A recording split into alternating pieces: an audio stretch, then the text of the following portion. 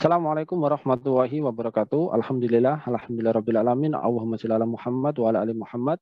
Pemirsa Khilafah News dimanapun Anda berada, salam jumpa kembali bersama dengan saya Aziz Rahman di program Kabar Petang edisi Kamis 28 Juli 2022.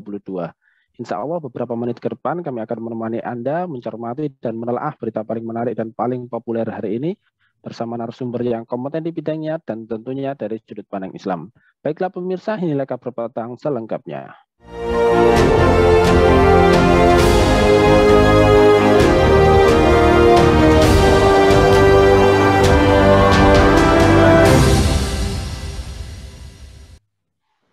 Pemirsa, Majelis Hakim di Pengadilan Tinggi Perserikatan Bangsa-Bangsa atau PBB pada hari Jumat 22 Juli menolak keberatan awal Myanmar atas kasus yang menuduh negara Asia Tenggara itu bertanggung jawab atas genosida terhadap etnis minoritas Rohingya.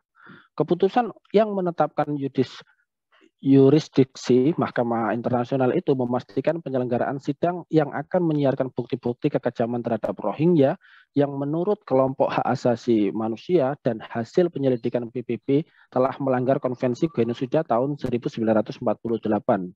Maret yang lalu, Menteri Luar Negeri Amerika Serikat Antony Blinken mengatakan bahwa penindasan yang disertai kekerasan terhadap populasi Rohingya di Myanmar yang sebelumnya dikenal sebagai Burma tergolong genosida. Tun Kin, Presiden Organisasi Rohingya Burma Inggris, menyambut baik keputusan itu. Ia mengatakan 600.000 warga Rohingya masih menghadapi genosida, sementara 1 juta orang yang berada di kamp-kamp di Bangladesh, mereka menanti harapan ditegakkannya keadilan. Nah pemirsa, sebenarnya siapa yang bisa menyelamatkan Muslim Myanmar?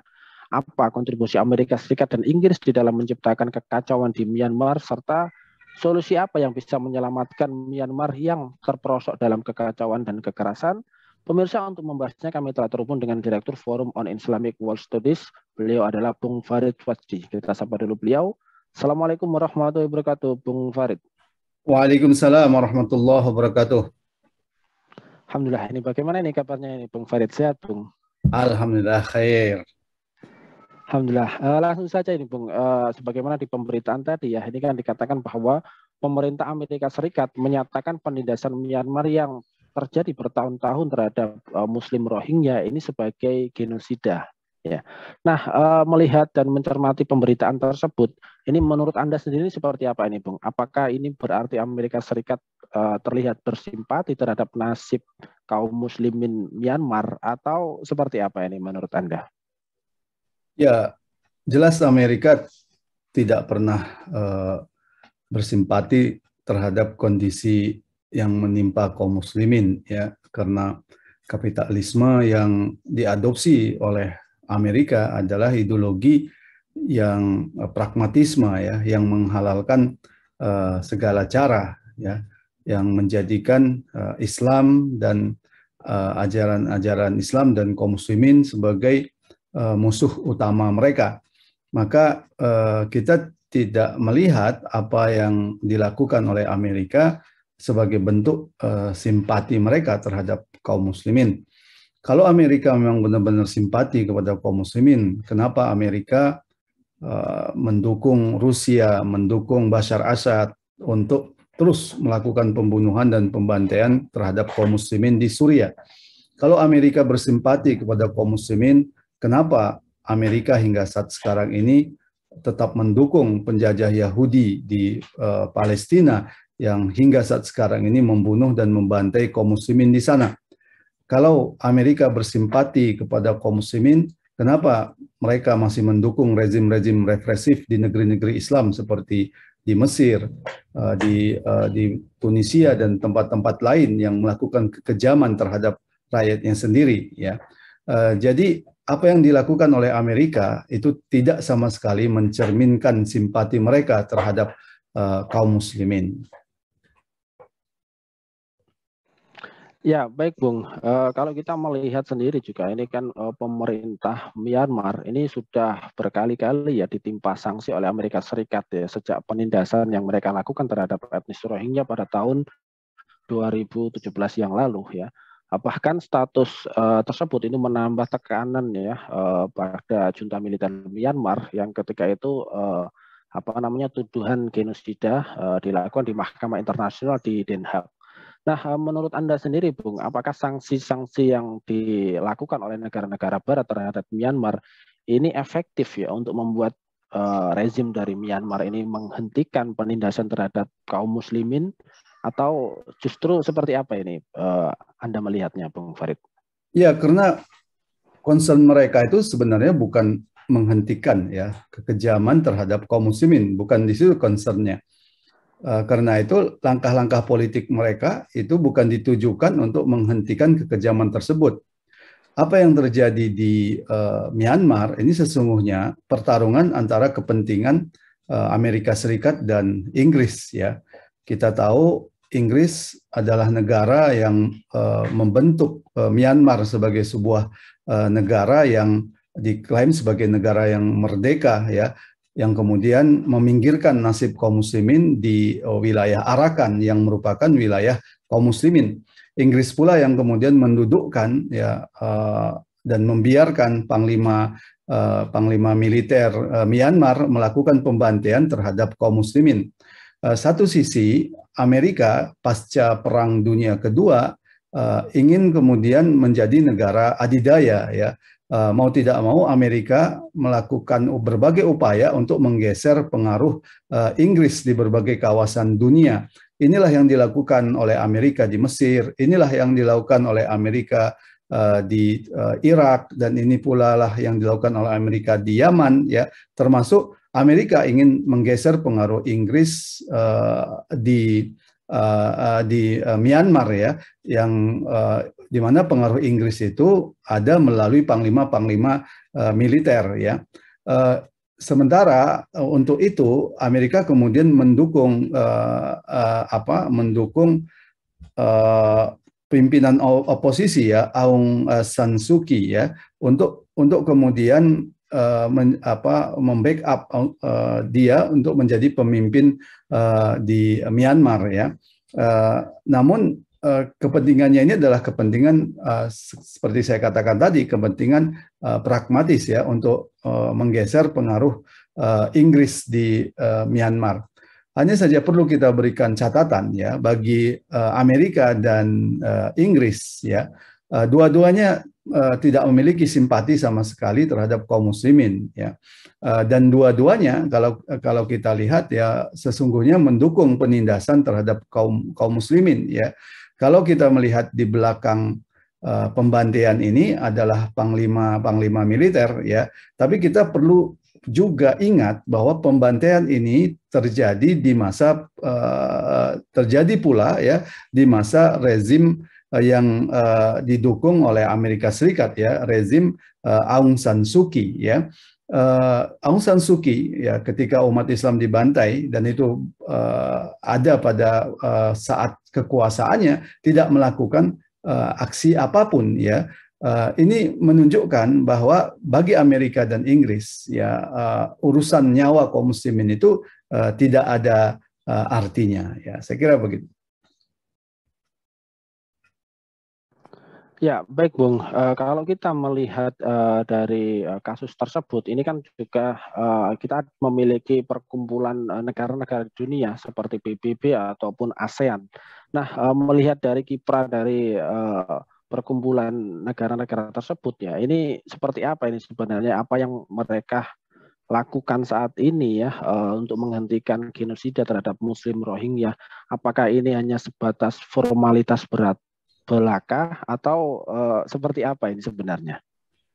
Ya, kapitalisme hanya menjadikan isu-isu HAM ya untuk kepentingan mereka, seperti yang tadi kita sampaikan di Myanmar ya.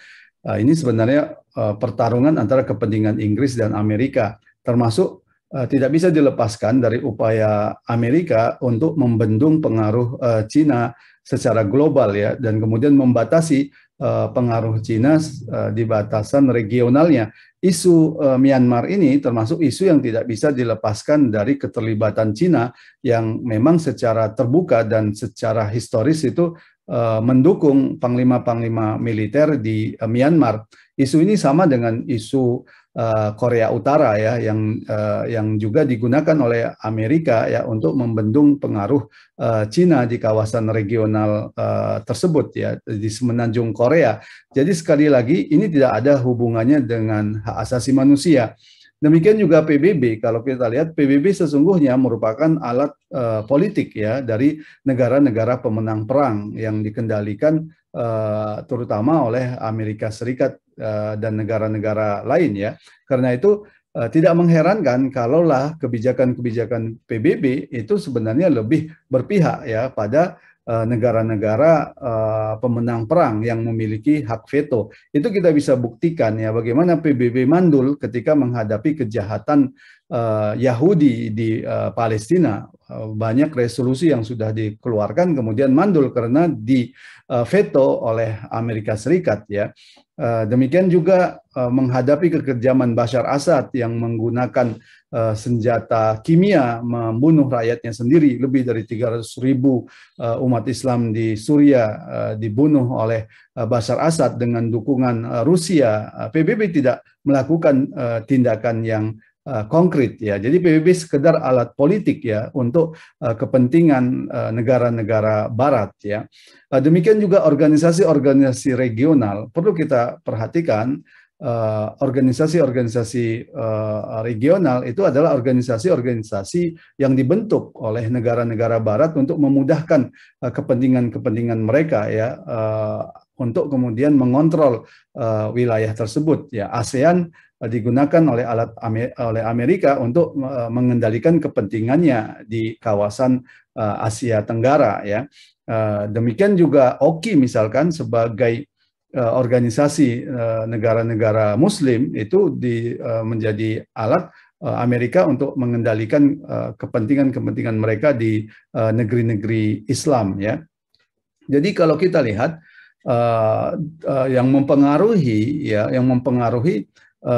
apa yang disebut dengan pergolakan konstelasi internasional antara lain memang adalah pembentukan aliansi-aliansi ya, atau pembentukan sekutu-sekutu atau organisasi-organisasi. Tapi pembentukan aliansi-aliansi ini yaitu termasuk muktamar-muktamar internasional atau konferensi-konferensi internasional itu akan berpengaruh pada pergolakan dunia secara signifikan ya kalau aliansi itu adalah aliansi yang dibentuk oleh sesama negara besar ya. Sementara kalau aliansi-aliansi atau konferensi-konferensi internasional itu dilakukan antara negara besar dan negara kecil ya, antar sesama negara kecil, itu tidak lain sekedar untuk kepentingan negara-negara besar. Sekarang ini kalau kita lihat ada gagasan di Timur Tengah yang ingin membentuk NATO ala Timur Tengah ya. Ini sekedar untuk kepentingan Amerika melibatkan Israel dalam berbagai kebijakan Amerika secara langsung di Timur Tengah dan juga menjadi alasan bagi penguasa-penguasa Arab untuk melegitimasi hubungan mereka dengan Israel ya, dengan menjadikan isu Iran sebagai ancaman. Jadi kalau aliansi-aliansi atau konferensi-konferensi internasional ini dilakukan antar negara besar dan negara kecil atau negara kecil dengan sesama negara kecil, ini tidak lain untuk kepentingan negara tuannya, yaitu negara-negara imperialis. Aliansi-aliansi ini akan berpengaruh kalau ini dilakukan oleh sesama negara-negara besar ya. Ini catatan kita tentang hal ini. Ya, baik Bung. Melihat konflik yang terjadi di internal Myanmar, apakah konflik internal Myanmar ini nantinya akan berlangsung lama ya, sebagaimana di Syria yang sudah berlangsung selama 10 tahun lebih? Kemudian juga mohon penjelasannya ini, apakah saat ini juga terjadi perpindahan dalam tanda petik ya medan tempur ya dari Timur Tengah ke Asia Pasifik ya, sementara para pengendali konflik masih tetap sama di balik layar dan tidak berubah? Ya, konflik-konflik seperti ini bukanlah konflik yang dimaksudkan untuk diselesaikan oleh negara-negara imperialis. Ini perlu kita garis bawahi. Tapi konflik-konflik yang memang diciptakan oleh mereka untuk kepentingan-kepentingan mereka. Di Palestina, misalkan di Timur Tengah, mereka munculkan konflik seolah-olah konflik ya, tapi sebenarnya yang mereka lakukan adalah mendudukkan Israel, ya, mencangkokkan Israel di negeri Timur Tengah, yang itulah yang menyebabkan terus-menerus konflik ya.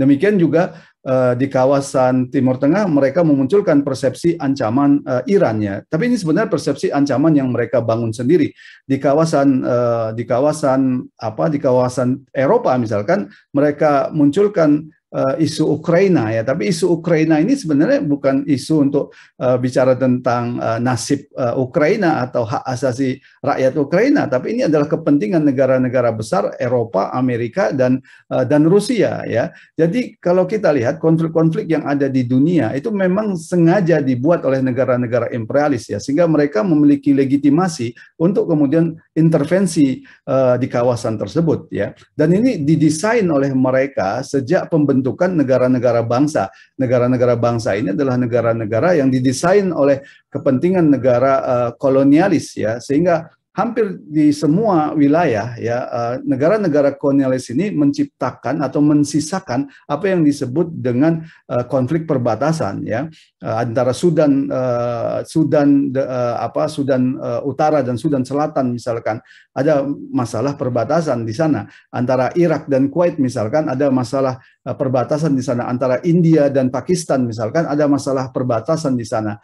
Jadi kalau kita lihat konflik-konflik ini memang konflik-konflik yang direkayasa dan dibiarkan untuk kepentingan negara-negara imperialis ya. Jadi jangan kita harap ya mereka itu memiliki kepentingan untuk menghentikan konflik-konflik ini, tidak ada sama sekali ya. Apakah kemudian ini merupakan pergeseran dari Timur Tengah ke wilayah Samudra Pasifik misalkan, sebenarnya ini isu lama ya, jadi tidak terkait langsung dengan kebijakan Amerika saat sekarang ini ya, secara langsung ya, karena sejak lama memang Amerika memang ingin membendung pengaruh Cina yang ingin muncul untuk membatasi pengaruh Cina di kawasan regional. Nah dalam konteks ini kalau kita lihat upaya Amerika itu bisa dipahami ya, bahwa kenapa mereka kemudian menekan panglima perang Myanmar ya, karena panglima perang Myanmar ini memiliki keterikatan yang kuat ya dengan Cina ya. Jadi sekali lagi sebenarnya ini kebijakan lama dari Amerika yang mungkin semakin diperkuat dengan perubahan strategi Amerika sekarang yang disebut-sebut memindahkan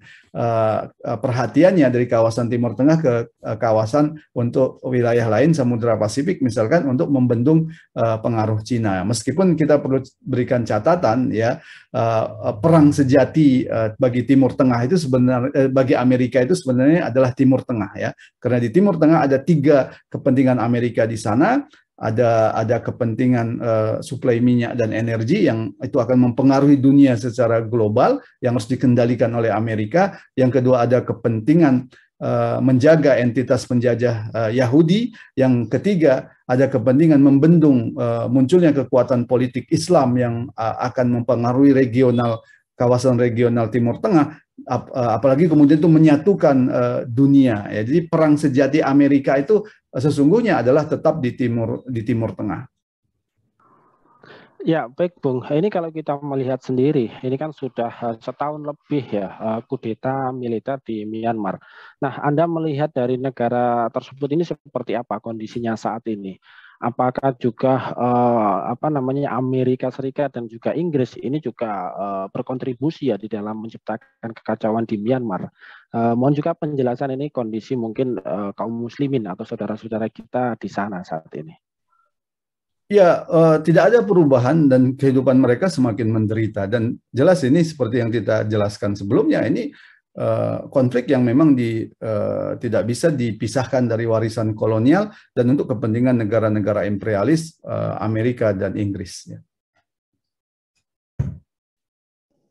Baik, terakhir Bung, lantas kemudian ya sebagai sesama muslim kita harus menolong saudara-saudara kita di Myanmar ya ataupun di negeri-negeri yang lain. Wabil khusus kalau saudara-saudara kita di Myanmar ini solusi apa nih? Solusi apa yang bisa kita lakukan untuk menyelamatkan ya, kaum muslimin Myanmar yang sudah terperosok di dalam genosida dan kekerasan yang tidak henti-henti seperti itu? Ya, apa yang terjadi di negeri-negeri Islam, termasuk penderitaan kaum muslimin di Arakan, ya, yang itu merupakan wilayah negeri Islam sejak lama, bahkan sebelum berdirinya negara apa yang disebut sebagai negara merdeka Myanmar atau Burma, ini tidak bisa dilepaskan dari sikap penguasa-penguasa negeri Islam, ya, penguasa-penguasa negeri Islam yang sebagian besar menjadi boneka-boneka kepentingan negara-negara imperialis, sehingga alih-alih mereka melakukan tindakan konkret, ya, untuk melakukan pembebasan terhadap kaum muslimin yang tertindas, malah mereka melakukan kerjasama yang erat, ya, dengan penjajah-penjajah yang memiliki kontribusi yang nyata, ya, untuk menyebabkan penderitaan di tengah-tengah kaum muslimin. Cina adalah negara yang jelas-jelas melakukan penindasan terhadap umat Islam di Xinjiang, ya, atau Turkistan Timur. Tapi rezim-rezim di negeri-negeri Islam malah bersekutu dengan Cina, ya. Demikian juga kalau kita lihat Myanmar, rezim Myanmar adalah rezim yang nyata-nyata melakukan pembantaian dan pembunuhan terhadap kaum muslimin di Arakan, mengusir mereka. Tapi alih-alih kemudian pemerintah Bangladesh, ya, berupaya untuk menyelamatkan umat Islam Rohingya yang mengungsi ke Bangladesh, mereka malah kemudian berupaya untuk mengirim kembali, ya, pengungsi-pengungsi tersebut ke Myanmar, ya. Bahkan mereka ditempatkan di satu pulau, ya, yang di mana pulau ini pulau yang tidak layak huni, sering banjir dan sebagainya. Jadi kalau kita lihat rezim-rezim di negeri Islam ini memiliki faktor yang penting, ya, kenapa penderitaan kaum muslimin di negeri-negeri Islam berlangsung hingga saat sekarang ini, ya. Dan doktrin yang kemudian membelenggu rezim-rezim penguasa tersebut adalah doktrin nasionalisme, dan doktrin nasionalisme sempit inilah yang kemudian menjadi semacam alat legitimasi bagi mereka untuk tidak mau bergerak, ya. Dengan alasan tidak terkait dengan kepentingan nasional, pemerintah Malaysia, pemerintah Indonesia misalkan membiarkan pengungsi Rohingya, ya, terapung-apung di lautan bebas, ya. Bahkan yang membantu mereka itu adalah rakyat Aceh, ya, yang memiliki kecintaan terhadap sesama muslimnya. Tapi posisi kaum muslimin di posisi kaum muslimin muslim Rohingya itu diposisikan sebagai orang asing, gitu, ya, bukan sebagai saudara yang harus dilindungi. Yang justru membantu mereka itu adalah rakyat Aceh, dan ketika ada yang kemudian membantu mereka justru dipersoalkan oleh dengan berdasarkan sistem hukum national state, ya, negara bangsa, ya. Jadi sebenarnya bukan kaum muslimin tidak mau bergerak, ya. Kaum muslimin ini mau bergerak membebaskan Palestina, ya. Mereka siap jihad fisabilillah membebaskan Palestina. Tapi keberadaan penguasa-penguasa dengan belenggu nasional, sistem national state atau negara bangsa, inilah yang kemudian menghalangi, ya. Oleh karena itu tidak ada solusi untuk menyelesaikan persoalan ini kecuali persatuan umat Islam pada level global, dan itu hanya bisa diwujudkan kalau umat Islam memiliki presentasi negara yang memiliki visi yang global berdasarkan ideologi Islam dan mewakili kepentingan-kepentingan kaum muslimin, dan negara itu adalah negara al-khilafah ar-rasyidah ala minhajin nubuwah. Ya, baik, Masya Allah, nih penjelasan dan pencerahan yang luar biasa ini. Syukran wa jazakumullahu khairan kasiran kepada Bung Farid Fasdi ini atas penjelasan dan pencerahannya ini. Terima kasih juga telah hadir di Kabar Petang pada edisi kali ini. Insya Allah nanti kita ketemu lagi di lain waktu dan juga di lain kesempatan. Semoga Anda dan keluarga sehat selalu dalam lindungan Allah Subhanahu wa Ta'ala. Assalamualaikum warahmatullahi wabarakatuh, Bung Farid Fasdi. Waalaikumsalam warahmatullahi wabarakatuh. Terima kasih. Baik pemirsa, demikianlah Kabar Petang pada edisi kali ini. Semoga Anda mendapatkan banyak manfaat dari acara kami. Jangan lupa saksikan kami besok di jam dan channel yang sama. Dan jangan lupa juga like, comment, share, subscribe, serta klik tekan tombol loncengnya agar tidak ketinggalan update terbaru dari Khilafah News. Karena hanya di sinilah Anda akan mendapatkan informasi aktual terpopuler dan tentunya dari sudut pandang Islam. Akhirnya saya Aziz Rahman beserta seluruh kru yang bertugas undur diri. Wassalamualaikum warahmatullahi wabarakatuh.